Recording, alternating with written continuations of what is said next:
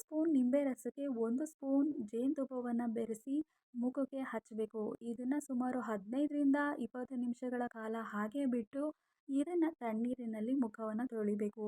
ಇದರಿಂದ ನಿಮ್ಮ ಸನ್ tan remove ಆಗಿ ಚರ್ಮ ಕಾಂತಿಯುತವಾಗುತ್ತೆ. ಎರಡನೇ ಟಿಪ್ ಬಂದ್ಬಿಟ್ಟು ಮೊಸರು ಮತ್ತು ಅರಿಶಿಣ.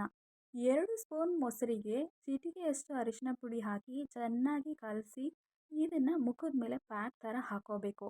ಹಾಕೊಂಡಿದ ನಂತರ ಇದನ್ನು 15 ನಿಮಿಷಗಳ ಕಾಲ ಹಾಗೆ ಬಿಟ್ಟು ಅನಂತರ ನೀವು ತಣ್ಣೀರಿನಲ್ಲಿ ಮುಖವನ್ನು ತೊಳಿಬೇಕು. ಇದರಿಂದ ಕೂಡ ನಿಮ್ಮ ಮುಖದ ಮೇಲಿನ ಟ್ಯಾನ್ ರಿಮೂವ್ ಆಗುತ್ತೆ.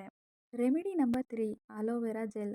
ಫ್ರೆಶ್ ಆಗಿರುವಂಥ ಅಲೋವೆರಾ ಜೆಲ್ಲನ್ನು ನೀವು ರಾತ್ರಿ ಮಲಗೋಕ್ಕಿಂತ ಮುಂಚೆ ಮುಖವನ್ನು ತೊಳೆದು ಅಪ್ಲೈ ಮಾಡ್ಬೋದು. ನಂತರ ಬೆಳಗ್ಗೆ ಎದ್ದು ನೀವು ತಣ್ಣೀರಿನಲ್ಲಿ ಮುಖ ತೊಳೆಯೋದ್ರಿಂದ ನಿಮ್ಮ ಟ್ಯಾನ್ ರಿಮೂವ್ ಆಗುತ್ತೆ.